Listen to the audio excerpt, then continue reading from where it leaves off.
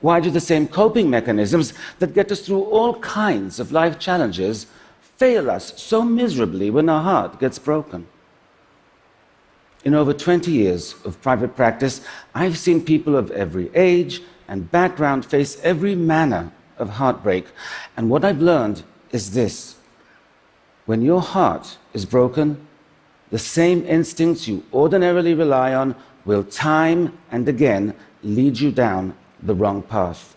You simply cannot trust what your mind is telling you. For example, we know from studies of heartbroken people that having a clear understanding of why the relationship ended is really important for our ability to move on. Yet, time and again, when we are offered a simple and honest explanation, like the one Rich offered Kathy, we reject it. Heartbreak creates such dramatic emotional pain, our mind tells us the cause must be equally dramatic. And that gut instinct is so powerful, it can make even the most reasonable and measured of us come up with mysteries and conspiracy theories where none exist. Kathy became convinced something must have happened during her romantic getaway with Rich that soured him on the relationship, and she became obsessed with figuring out what that was. And so she spent countless hours going through every minute of that weekend in her mind, searching her memory for clues that were not there. Kathy's mind tricked her into initiating this wild goose chase, but what compelled her to commit to it for so many months? Heartbreak is far more insidious than we realize. There is a reason we keep going down one rabbit hole after another, even when we know it's going to make us feel worse. Brain studies have shown that the withdrawal of romantic love activates the same mechanisms in our brain that get activated when addicts are withdrawing from substances like cocaine or opioids. Kathy was going through withdrawal. And since she could not have the heroin of actually being with Rich, her unconscious mind chose the methadone of her memories with him. Her instincts told her she was trying to solve a mystery, but what she was actually doing was getting her fix. This is what makes heartbreak so difficult to heal. Addicts know they're addicted. They know when they're shooting up. But heartbroken people do not. But you do now. And if your heart is broken, you cannot ignore that. You have to recognize that as compelling as the urge is, with every trip down memory lane, every text you send, every second you spend stalking your ex on social media, you are just feeding your addiction, deepening your emotional pain, and complicating your recovery. Getting over heartbreak is not a journey. It's a fight. And your reason is your strongest weapon. There is no breakup explanation that's going to feel satisfying. No rationale can take away the pain you feel. So don't search for one. Don't wait for one. Just accept the one you were offered, or make up one yourself, and then put the question to rest, because you need that closure to resist the addiction. And you need something else as well. You have to be willing to let go, to accept that it's over. Otherwise, your mind will feed on your hope and set you back. Hope can be incredibly destructive when your heart is broken. Heartbreak is a master manipulator. The ease with which it gets our mind to do the absolute opposite of what we need in order to recover is remarkable. One of the most common tendencies we have when our heart is broken is to idealize the person who broke it. We spend hours remembering their smile, how great they made us feel, that time we hiked up the mountain and made love under the stars. All that does is make our loss feel more painful. We know that. Yet we still allow our mind to cycle through one greatest hit after another, like we were being held hostage by our own passive-aggressive Spotify playlist. Heartbreak will make those thoughts pop into your mind, and so to avoid idealizing, you have to balance them out by remembering their frown, not just their smile, how bad they made you feel. The fact that after the lovemaking, you got lost coming down the mountain, argued like crazy, and didn't speak for 2 days.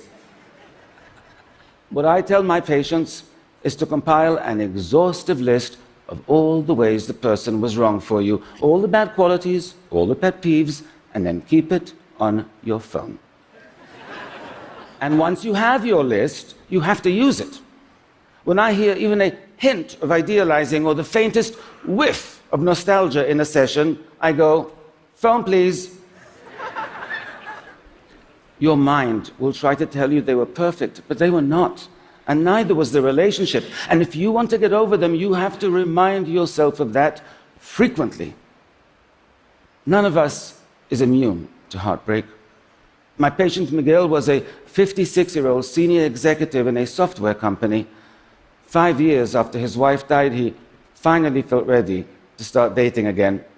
He soon met Sharon, and a whirlwind romance ensued. They introduced each other to their adult children after 1 month. And they moved in together after 2. When middle-aged people date, they don't mess around. It's like Love Actually meets The Fast and the Furious. Miguel was happier than he had been in years, but the night before their first anniversary, Sharon left him. She had decided to move to the West Coast to be closer to her children, and she didn't want a long-distance relationship. Miguel was totally blindsided and utterly devastated. He barely functioned at work for many, many months, and he almost lost his job as a result. Another consequence of heartbreak is that feeling alone and in pain can significantly impair our intellectual functioning, especially when performing complex tasks involving logic and reasoning. It temporarily lowers our IQ. But it wasn't just the intensity of Miguel's grief that confused his employers, it was the duration. Miguel was confused by this as well, and really quite embarrassed by it. "What's wrong with me?" he asked me in our session. "What adult spends almost a year getting over a 1-year relationship?" Actually, many do. Heartbreak shares all the hallmarks of traditional loss and grief: insomnia, intrusive thoughts, immune system dysfunction. 40% of people experience clinically measurable depression. Heartbreak is a complex psychological injury. It impacts us in a multitude of ways. For example, Sharon was both very social and very active. She had dinners at the house every week. She and Miguel went on camping trips with other couples. Although Miguel was not religious, he accompanied Sharon to church every Sunday, where he was welcomed into the congregation. Miguel didn't just lose his girlfriend. He lost his entire social life, the supportive community of Sharon's church. He lost his identity as a couple. Now, Miguel recognized the breakup had left this huge void in his life, but what he failed to recognize is that it left far more than just one. And that is crucial, not just because it explains why heartbreak can be so devastating, but because it tells us how to heal. To fix your broken heart, you have to identify these voids in your life and fill them. And I mean all of them. The voids in your identity. You have to reestablish who you are and what your life is about. The voids in your social life, the missing activities, even the empty spaces on the wall where pictures used to hang.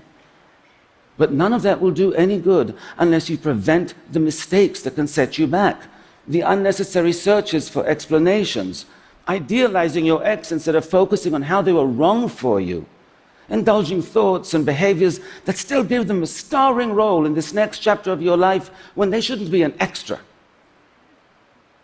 Getting over heartbreak is hard, but if you refuse to be misled by your mind and you take steps to heal, you can significantly minimize your suffering.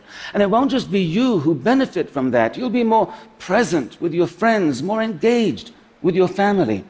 Not to mention the billions of dollars of compromised productivity in the workplace that could be avoided.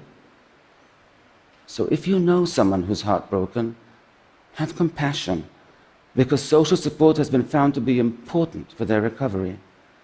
And have patience, because it's going to take them longer to move on than you think it should. And if you're hurting, know this: it's difficult.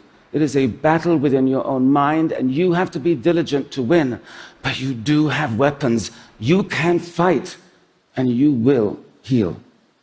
Thank you.